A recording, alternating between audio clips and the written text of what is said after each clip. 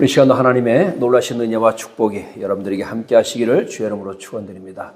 우리 옆 사람 인사합니다. 사랑하고 축복합니다. 자, 오늘 이제 말씀 우리가 그리스도로 산다는 것은 네 번째 말씀으로 빛과 소금의 삶을 살아라 말씀 함께 나눕니다. 자, 여러분 우리가 인간과 짐승을 구별할 때 세 가지 기준을 가지고 우리가 구분합니다. 요즘엔 짐승도 이제 나뉘어지죠. 먹을 수 있는 가축, 우리가 어떤 먹을 수 있는, 잡아먹을 수 있는 그런 가축들과 그리고 또 함께 사는 반려동물과 그리고 야생동물 이렇게 나뉘어지죠. 자, 이렇게 나뉘어지는데 아무리 나뉘어진다고 해도 그냥 동물로 보겠습니다. 반려동물이 됐든지 가축이 됐든지 야생동물이 됐든지 그냥 동물로 볼게요. 자, 인간과 짐승을 구별하는 첫 번째 기준이 뭐냐? 이성이 있느냐 없느냐. 인간은 이성이 있고 짐승들은 이성이 없다. 다만 뭐만 있다? 본능만 있다. 자, 두 번째, 인간은 양심이 있습니다. 인간은 양심이 있는데 동물은 양심이 없습니다. 그냥 뭐만 있어요? 본능만 있어요. 인간은 종교성이 있습니다. 그래서 모든 인간들은요, 아무리 미개한 인간이라 할지라도 종교성을 가지고 있기 때문에 나름대로의 다 신을 숭배하고 있다는 거죠. 근데 여러분, 짐승은 종교성이 없어요. 뭐만 있어요? 본능만 살아 있습니다. 그래서 인간과 짐승이 구별이 되는데요. 자, 제가 왜 이 말씀을 드리냐 하면, 자, 우리가 이성과 양심과 종교성, 물론 온전하게 갖춘 사람들을 우리가 인간다운 인간이다 이렇게 얘기합니다. 그렇지만 이성과 양심과 종교성을 온전히 갖지 못한 사람들 우리가 뭐라고 얘기합니까? 본능만 가지고 있는 짐승보다도 못하다. 짐승만도 못하다 이렇게 얘기합니다. 짐승들은 이성과 양심과 종교성도 없어요. 그 이성과 양심과 종교성도 없는 그 짐승보다도 못한 인간들, 즉 본능만 살아있는. 근데 여러분, 우리 동물들의 짐승들에 보면 동물들 그 세계에 본능 중에 가장 그래도 우리 인간과 유사한 본능이 있죠. 그게 바로 뭐죠? 모성 본능이라는 거예요. 아기를 새끼를 낳고 그 새끼를 돌보는 그 모성 본능은 인간과 유사하더라는 거죠. 또 이 동료, 집합, 동료의식 이런 것들도 보면요. 짐승들도 굉장히 뛰어난 것을 볼 수 있습니다. 때로는 우리 인간들보다도 더 뛰어난 모습들을 우리가 볼 수 있어요. 그래서 비록 짐승들이 이성과 양심과 종교성은 없지만 바로 그런 모성 본능이나 이런 동료를 보호하는 그런 본능이라든지 이런 것들은요. 우리 인간들보다 때로는 더 뛰어나더라. 그러니까 우리가 짐승만도 못하다 할 때는 바로 이런 부분에서 우리가 얘기를 하는 거죠. 오늘 여러분 제가 빛과 소금의 삶을 살아라 이 제목을 잡았습니다. 그 빛과 소금의 삶을 살아라 이 제목만 봐도 벌써 뭘 말하는 거예요? 우리 인간으로서 또는 더 나아가서 기독교인으로서 우리가 어떻게 살아야 되느냐? 이성과 양심과 어떤 종교성을 뛰어넘는 그런 삶을 살아야 되는 거 아닌가라고 하는 그런 뉘앙스가 이 제목에서부터 벌써 있는 것을 우리가 알 수 있습니다. 그래서 오늘 우리가 이 기독교적 이성과 양심과 종교성을 돋보이게 하는 그런 실천적인 신앙에 대해서 먼저 우리가 빛과 소금의 삶에 대해서 함께 말씀을 나누도록 합니다. 자, 13절 우리가 같이 읽었는데요. 함께 다시 한번 읽어볼까요? 13절 시작. 너희는 세상의 소금이니 소금이 만일 그 맛을 잃으면 무엇으로 짜게 하리요? 후에는 사람에게 밟힐 뿐이니라. 후에는 아무 쓸데없어 다만 밖에 버려져 사람에게 밟힐 뿐이니라. 자, 그러니까 여러분 성경도 이 세상에서 짜게 할 수 있는 것은 오직 뭐밖에 없다? 소금밖에 없다라고 하는 얘기입니다. 자, 여러분 소금의 사명 우리가 많이 얘기하는데 첫 번째 다 알고 있듯이 음식의 맛을 좌우하죠. 원래 짠맛이지만 음식 속에 들어가면요 입맛에 맞는 맛을 내줍니다. 그렇죠? 여러분 소금이 들어가지 않은 설렁탕 생각해 보셨어요? 우리 모든 음식 중에서 아마 밥을 짓는 것 외에는 거의 대부분의 음식에 다 소금이 들어갑니다. 또 김장김치를 만들 때는 배추를 죽이는 데도 소금이 들어가고 간을 하는 데도 소금이 들어가고 모든 것이 소금이 들어가요. 근데 신기한 건 너무 많이 들어가면 짜고 못 먹고 또 너무 또 쉽게 들으면 싱겁죠. 그래서 골로새서 4장 6절에서 사도 바울이 말하기를 너희 말을 항상 은혜 가운데서 소금으로 고르게 함과 같이 하라. 이 얘기는 무슨 얘기입니까? 말을 할 때 은혜롭게 하라는 얘기예요. 너무 짜게도 하지 말고 너무 싱겁게도 하지 말고 은혜스러운 말, 모든 사람이 즉 듣기에 그 말에 감동이 되는 은혜가 되는 말을 하라는 얘기입니다. 그 말을 했을 때 어떤 사람이 너무 짜다, 너무 싱겁다, 그 말이 상처받지 않는 말을 하라는 그런 말씀입니다. 그러니까 이 소금은 음식의 맛을 내는 데서도 탁월하지만 또 우리가 말을 할 때 이 소금으로 고르게 함과 같이 하라는 사도 바울의 말씀과 같이 역시 말도 똑같다는 얘기입니다. 자, 두 번째 우리가 알고 있는 것은요, 소금은 썩지 않는 방부제 역할을 합니다. 여러분, 바닷물은 짜죠. 바닷물에 소금의 염분의 점도가 약 0.4%밖에 안 되는데요. 이 0.4% 염분 때문에 바다가 썩지 않습니다. 육지에서 오염된 그 모든 그 더러운 물질들이 아무리 그러한 것들이 흘러 들어가도요, 바다는 다 정화시키는 것을 볼 수 있습니다. 사도 바울 초대교회 당시에 로마 사회의 기독교인들이 아주 지극히 작았어요. 5%도 안 됐다고 합니다. 비록 비천한 노예들과 나약한 부녀자들이었지만 대부분의 기독교인들이, 크리스찬들이 그런 힘없는 그런 사람들이었지만 당시 로마의 타락하고 부도덕한 사회를 변화시키는 그런 놀라운 역사를 일으켰다는 것을 알 수 있습니다. 그러니까 우리가 기독교의 사회적인 사명이 바로 뭐냐? 이 사회를 썩지 않게 하는 역할을 우리가 하는 거예요. 자, 여러분, 이미 썩은 데는 소금이 필요 없죠. 만약에 여러분 썩은 데 소금을 뿌려버리면 더 난리가 나겠죠. 썩지 않은 곳에 사시는 여러분, 소금이 필요한 겁니다. 왜? 싱싱한 것에 소금이 필요한 거예요. 싱싱한 것에다 소금을 뿌려서 썩지 않게 하는 겁니다. 썩은 건 어떻게 해야 돼요? 도려내야 되는 겁니다. 도려내야만이 그 썩은 것을 다시 살릴 수가 있다라고 하는 것을 우리는 알 수 있습니다.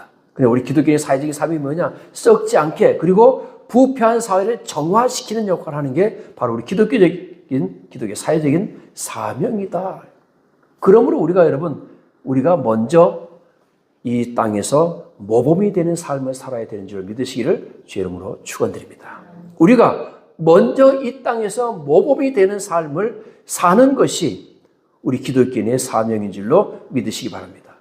자, 그럼 여러분, 이 소금이 사명을 다하기 위해서는 그 소금 알갱이, 그 떼글떼글한 소금 알갱이 그대로 있어서는 사명을 감당할 수가 없습니다. 어떻게 해야 되냐? 먼저 녹아야 돼요. 내가 설렁탕 속에 들어가서 녹아야 됩니다. 내가 김치 속에 들어가서 녹아야만이 맛을 낼 수가 있어요. 자기 존재를 깨뜨리지 않는 그리스도인은 가정에서도 사회에서도 교회에서도 거친 돌이 되는 거예요. 만약에 여러분 이 소금이 이 설렁탕 속에서 녹지 않고 그대로 있으면 씹히는 모래알밖에 더 되겠습니까? 반찬 속에서 이 소금들이 녹지 않고 그대로 있으면 어떻게 되겠습니까? 그냥 걸그적거리는 모래알 같겠죠. 요한복음 12장 24절에도 예수님께서 내가 진실로 너희에게 한 알의 밀이 땅에 떨어져 죽지 아니하면 한 알 그대로 있고 죽으면 많은 열매를 맺느니라. 아멘. 밀알도 여러분 썩어야만이 열매를 맺습니다. 썩지 않고 그대로 있으면 한 알 그대로 있으면 열매를 맺지 못하는 겁니다. 두 번째, 소금의 사명은 변하지 않아야 돼요. 소금은 다른 것을 변화시킬지언정 자신은 변하지 않습니다. 그래서 여러분 바닷물을 말리면 거기서 소금이 나오잖아요. 마찬가지입니다. 요즘에 우리 염화칼슘도 소금 염화칼슘을 많이 뿌리잖아요. 비 오면 눈 오면요. 보면 차에 보면 하얗게 묻어나요. 그 기본 성분이 변하지 않습니다. 오늘 우리 그리스도인들도 마찬가지입니다. 내가 이 세상에서 녹아질지언정 나의 본성 기독교인이라고 하는 그 자체는 변화돼서는 안 될 줄로 믿습니다. 그래서 예수님께서 너희는 세상의 소금이 되라가 아니고요. 너희는 이미 소금이다. 너희는 세상의 소금이다. 이미 세상에 너희는 소금이니까 가서 그 소금의 사명을 다하라는 겁니다. 할렐루야. 또 소금은요, 소금의 사명은 감동을 시켜야 합니다. 가정이나 직장에서 그리스도인다운 감동을 불러일으켜야 될 줄로 믿습니다. 여러분 참 신기하죠. 소금을 많이 넣느냐 적게 넣느냐에 따라서 이야 너무 맛있다. 왜 이렇게 짜? 왜 이렇게 맛이 없어? 소금을 정확하게 간을 했을 때에 사람들에게 감동을 주는 것처럼요. 우리 그리스도인들이 이 땅에서 여러분 녹아질 땐 녹아지고 죽어야 될 땐 죽어야 되고 희생해야 될 땐 희생해야 될 줄로 믿으시길 주 이름으로 축원드립니다. 소금의 사명을 다하지 못하면 어떻게 된다고요? 후에는 아무 쓸데가 없어요. 쓸데가 없어서 밖에 버려져서 사람들에게 밟힌다는 겁니다. 오늘 여러분 밟히는 성도가 되지 않기를 주 이름으로 축원드립니다. 자, 그럼 여러분 소금의 일생 우리가 함께 볼 텐데요. 우리가 소금을 만들어지는 것은 대체적으로 우리가 바닷물을 모아서 태양빛으로 말린 후에 긁어 모으면 그것이 소금이 됩니다. 자, 그럼 여러분 그것이 소금이 됐다고 해서 그 소금이 사명을 다하는 건 아닙니다. 그 소금은 내 자신이 내 스스로가 뭔가를 할 수 있는 것은 없어요. 뿌리는 자가 뿌리는 곳에 뿌려지는 것입니다. 오늘 사랑하는 여러분, 소금 음식 요리사가 뿌리는 그곳에 그 소금은 들어가는 거예요. 오늘 역시 마찬가지입니다. 우리를 부르시는 하나님께서, 우리 부르시는 우리 주님께서, 우리를 콜령하시는 우리 주님께서 너희는 어디로 가라, 너희는 무엇을 하라 하면 하는 거예요. 할렐루야. 여러분 예수님의 제자들 예수님 부르실 때에 예수님 순종하고 너희는 무엇을 하라, 무엇을 하라라고 했을 때 그 말씀에 순종했을 때 이 땅에 놀라운 기적의 역사들이 일어난 줄로 믿으시기 바랍니다. 그리고 뿌려진 그곳에서 어떻게 해야 돼요? 녹아야 돼요. 설렁탕 속에서 녹아야 됩니다. 이 세상 속에서 우리가 녹아야 됩니다. 이 세상 속에서 녹아지지 않고 그냥 소금 그대로 떼글떼글 있으면 아무 쓸모도 없는 인간들이 되는 거예요. 정말 우리가 이 땅에서 능력 있는 크리스찬이 되려면 녹아져야 될 줄로 믿으시기를 주 이름으로 축원드립니다. 그리고 여러분 소금이 녹기 위해서는 반드시 뭐가 있어야 되냐? 수분, 즉 물이 필요합니다. 소금은요 자기 스스로 혼자 녹을 수가 없어요. 여러분 성경에서 물은 누구를 상징하죠? 물은 예수님을 상징하는 거예요. 할렐루야. 예수 그리스도를 상징하고요. 말씀을 상징합니다. 우리가 예수 그리스도의 말씀으로 녹아져야 돼요. 그리스도 안의 사명은 예수로 말미암아 만나는 세상을 만드는 것입니다. 사탄 마귀는 이 땅에 죽을 맛을 내는 세상을 만들지만 하나님은 이 땅에 그리스도인들을 통하여 살만 나는 세상을 만드는 줄로 믿으시기를 주의 이름으로 축원드립니다. 여러분들이 이 세상에 살만 나는 세상으로 만드는 그런 참된 그리스도인들에게를 주의 이름으로 축원드립니다. 할렐루야. 자, 두 번째, 너희는 세상의 빛이다. 너희는 세상의 빛이 되라가 아닙니다. 우리 이미 빛이 됐어요. 할렐루야. 14절 함께 읽어볼까요? 시작. 너희는 세상의 빛이라. 산 위에 있는 동네가 숨겨지지 못할 것이요. 할렐루야. 우리 여러분 세상의 빛입니다. 빛이 되는 게 아니에요. 이미 빛이 됐어요. 우리는. 사도 바울은 에베소 5장 8절에서 너희가 전에는 어둠이더니 이제는 주 안에서 빛이라. 뭐하라? 빛의 자녀들처럼 행하라. 할렐루야. 우리가 전에는 어둠이었다는 거예요. 자, 요한복음 1장에도 그런 말씀 나오죠. 예수님께서 이 땅에 오셨을 때 이 세상은 뭐였다고요? 어둠이었다 그랬어요. 근데 빛이 왔는데 어둠이 세상을 빛을 깨닫지 못하더라. 할렐루야. 우리가 교회를 등대라고 그러잖아요. 등대교회 있잖아요. 그 무슨 얘기입니까? 세상을 밝혀주는 그런 교회가 되겠다는 것입니다. 근데 여러분 등대의 가장 큰 목적은 뭐죠? 세상을 밝혀주는 게 아니고 배들을 인도하는 거죠. 배가 올바른 길로 갈 수 있도록 깜깜한 밤에 배가 가는 길을 모를 때 그 등대 불빛을 보고 배가 가는 거예요. 안전하게. 마찬가지입니다. 세상에 우리가 교회가 등대가 된다. 우리가 세상에 등대가 된다는 것은 세상 사람들이 우리를 보고 올바른 길을 찾아가도록 할렐루야. 교회가 우리 성도가 그런 사명을 다해야 될 줄로 믿습니다. 할렐루야. 자, 빛은 예수 그리스도를 상징합니다. 아멘? 요한복음 1장 3절에 보면 그 안에 생명이 있었으니 이 생명은 사람들의 빛이라. 참빛 곧 세상에 와서 각 사람에게 비추는 빛이 있었나니. 할렐루야. 우리 성도는 빛이랍니다. 왜? 예수님께서 이 땅에 오셔서 우리 안에 감추인 그 빛을 밝게 해주신 거예요.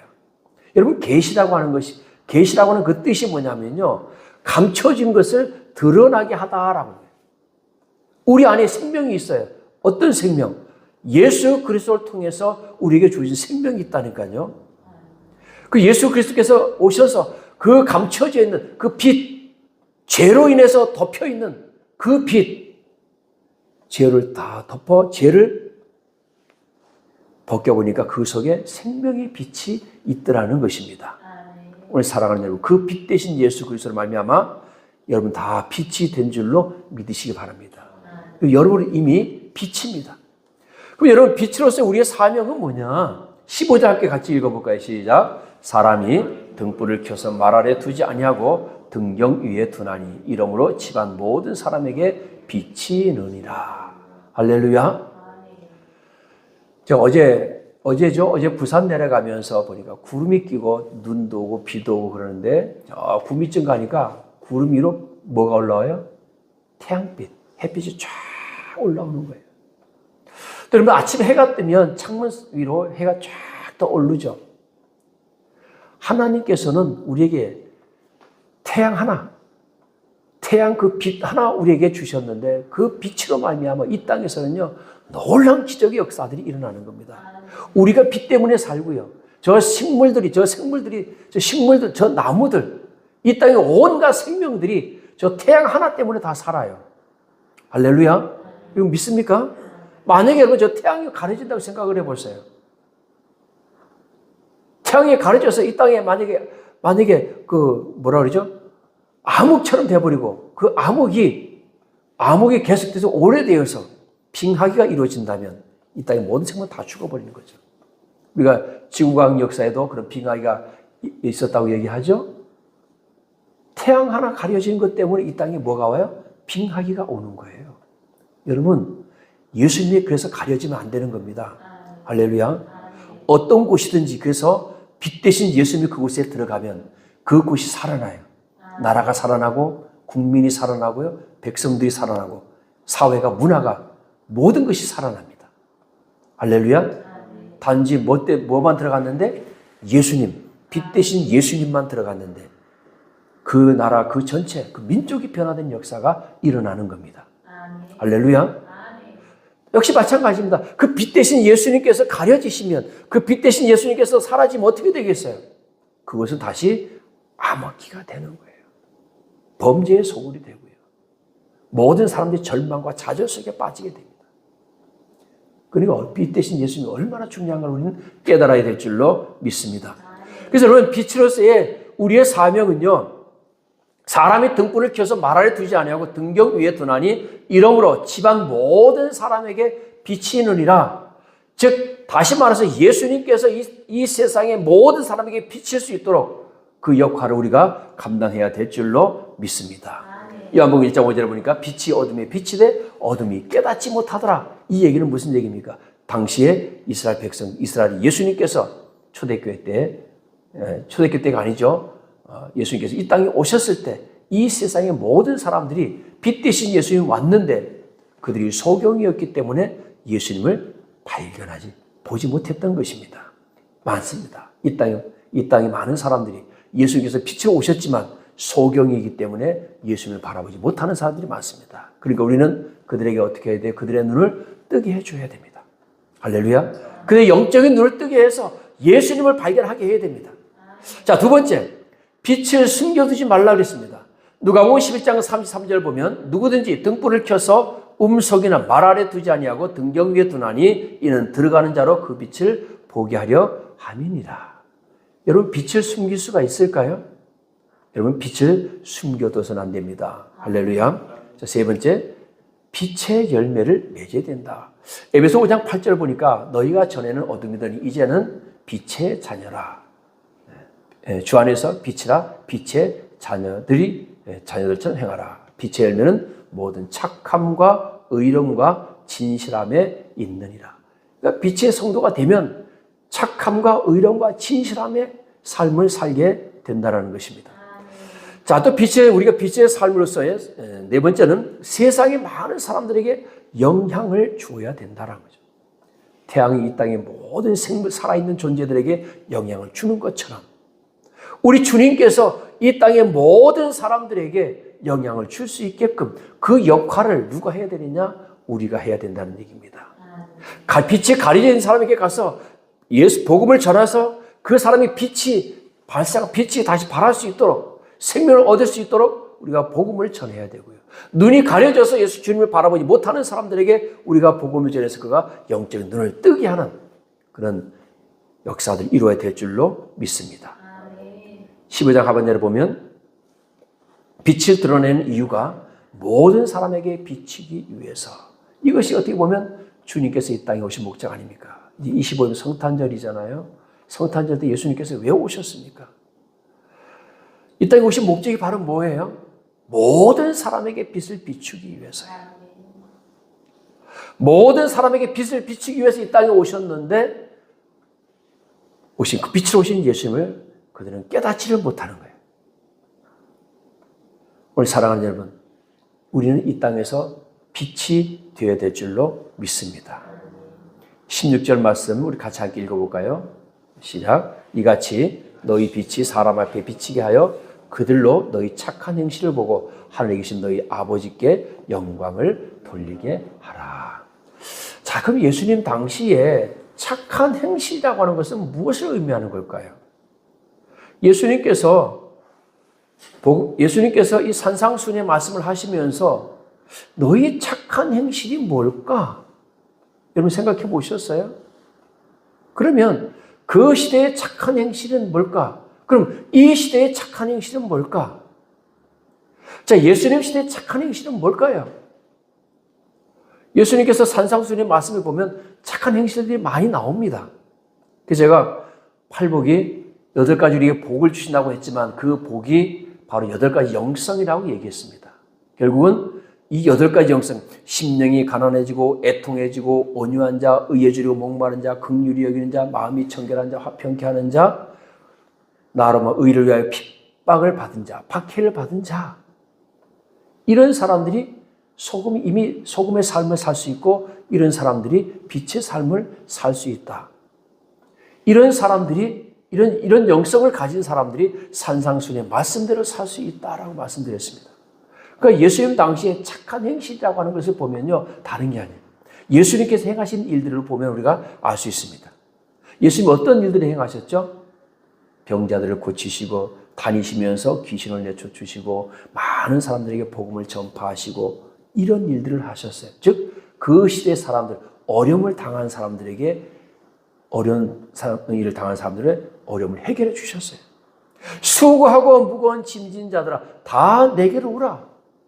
그 수고하고 무거운 짐을 다 덜어주시는 것. 여러분 이 땅에서 우리가 인간들이 가지고 있는 수고하고 무거운 짐들 이걸 대신 져주는 것. 이런 것들 여러분 뭐라? 착한 행실이었다. 그래서 예수님께서 그때 당시 제자들에게 하나님을 사랑하고 내 이웃을 내 몸과 같이 사랑하라. 요한복음 13장 34절에 새 계명을 너희에게 주노니 너희는 서로 사랑하라. 내가 너희를 사랑한 것 같이 너희도 서로 사랑하라. 이 사랑하는 게 착한 행실이에요. 이런 기독교인들이 칭찬받으면 뭐가 된다? 하나님께서 영광 받으신다는 것입니다. 할렐루야. 그러니까 여러분 우리가 이 땅에서 빛된 사명을 살고 소금된 사명을 사는 이유는 바로 하나님께서 영광 받으시기 위해서인 줄로 믿으시기 바랍니다. 우리의 삶에 결국은 하나님께서 영광 받으시는 거예요. 그래서 하나님의 자랑이 되어라. 이제 세 번째 말씀입니다. 하나님의 자랑이 되어라. 우리 여러분들은 누구의 자랑입니까? 사도행전 2장 47절에 보면 하나님을 찬미하며 또 온 백성의 칭송을 받으니 주께서 구원받는 사람을 날마다 더하게 하시니라. 자, 초대교회가 온 백성에게 칭송을 받았어요. 그러니까 무엇 때문에 칭송을 받았을까? 2장 43절에서 46절에 보면 나옵니다. 23절에 보니까 사도들로 말미암아 기사와 표적이 많이 나타났다. 자, 여러분, 기사와 표적이 많이 나타났는데 이게 왜 칭찬받을 일이죠? 당연히 칭찬받을 일이죠. 왜? 많은 사람들이 병자를 고쳤으니까. 대표적으로 베드로와 요한이 안진뱅이를 고쳐주셨잖아요. 그렇죠? 그때 당시에 사도들로 말미암아 기사와 표적이 많이 나타난 것은 다른 게 아닙니다. 병자들을 고친 거예요. 이런 병자들을 많이 고친 것 때문에 사도들이, 즉 더 나아가서 그때 당시에 교회가 세상 사람들에게 칭송을 받았다는 것입니다. 두 번째 또 무엇 때문에 칭송을 받았느냐? 믿는 사람이 다 함께 있어. 할렐루야. 믿는 사람들이 다 함께 있어서 서로 물건을 통용했다. 이것을 세상 사람들이 칭송을 했다는 거예요. 자, 그럼 여러분, 믿는 사람들이 다 함께 해서 모든 물건 서로 통용한 게 뭐 칭찬받을 일이냐? 자기들끼리 먹고 놀았다는 얘기인데 이게 왜 칭찬받을 일이냐? 근데 성경을 보니까 그 사람들이, 믿는 사람들이 다 함께 있어서 서로 물건을 통용했는데 자기들만 한 게 아니었더라. 알고 있잖아요, 우리가. 7 집사를 세운 이유가 뭐 때문이었죠? 바로 헬라파 과부들과 그리고 그때 당시 유대파 기독교인들, 즉 기독교인들 과부들의 나눔에 있어서 헬라파 이 과부들이 자기들 유대 기독교인들이라고 해서 더 많이 주고 우리는 좀 덜 주는 것 같아. 그래서 싸움이 일어났죠. 그래서 그것 때문에 사도들이 안 되겠다. 우리는 기도하고 복음 전하는 데 전무하고 이건 구제하는 거는 7 집사들에게 맡겨서 일을 분리하기 시작했죠. 그게 무슨 얘기입니까? 자기들만 서로 통용한 것이 아니고 사도들 앞에 가지고 나왔던 많은 물건들, 우리가 있는 바나바도 자신의 모든 재산을 팔아서 사도들 앞에 갖다 두었다 했고요. 아나니와 삽비라가 조금 삥땅하긴 했지만 아나니와 삽비라도 자신들의 물건을 다 팔아서 가지고 오는 그런 일들이 많이 있었어요. 그러니까 그거를 자기들끼리만, 이거 우리끼리만 잘 먹고 잘 살자가 아니라 그것들을 이웃들에게도 나눴다는 얘기입니다. 이것이 바로 사람들에게 칭송을 받았다는 얘기입니다. 그러니까 지금도 역시 마찬가지입니다. 우리가 복음 전하는 건 물론 중요해요. 교회가 복음 전하는 건 중요하지만 나눔도 해야 되는 거예요. 할렐루야. 우리끼리만 잘 먹고 잘 살자, 우리끼리만 배 두드리고 살자, 그것이 아니라 우리 안에서 많은 헌신자들의 재물이 모아졌으면 그 재물을 우리뿐만 아니라 이웃들에게도 나누는 것을 해야 된다라고 하는 것입니다. 초대교회는 이걸 했더니 뭐 했다? 칭송받았다. 25절째 방금도 말씀드렸지만 재산의 소유를 팔아 각 사람의 필요를 따라 나누어 줬다. 이 일을 초대교회 했더니 칭송을 했다는 얘기입니다. 또 하나는요, 날마다 마음을 같이하여 성전에 모이기를 힘쓰고 집에서 떡을 떼며 순전한 마음으로 음식을 먹고. 여러분, 성전에 모이기를 힘쓴 것도 여러분 세상 사람들에게 칭송을 받았다는 얘기입니다. 여러분, 우리가 신앙생활 잘하는 거, 열심히 하는 거 왜 칭송을 받을까요? 다른 거 아니죠. 우리가 예수 잘 믿고 열심히 모여서 기도하고 복음 전하고 그리고 많은 사람들이 은혜 받고 헌신한 걸 그것을 나눔하고 이런 삶의 모습을 보고서 세상 사람들이 칭송합니다. 그리고 집에서 떡을 떼며 순전한 마음으로 음식을 먹고, 그래서 서로가 성전에 올 때마다 또는 집에서 모일 때마다 각각의 집에서 음식을 싸가지고 와서 그것을 먹고 나누는 그런 삶을 그들이 살았다는 얘기입니다. 그러니까 초대교회 성도들의 그 모습을 보면 정말로 천국과 같은 삶을 그들이 살았던 거예요. 모여서 하나님 앞에 찬양하고 예배하고 기도하고, 또 누군가가 또 나눔을 하면 그 나눈 것을 가지고서 나 혼자 먹는 것이 아니고 이웃들과 함께 같이 나누고 공동 식사를 하면서 많은 사람들이 이것을 나눠줬을 때 온 백성에게 칭송을 받았다라고 하는 것입니다. 할렐루야. 자, 오늘 결론의 말씀을 드립니다. 나는 소금인가?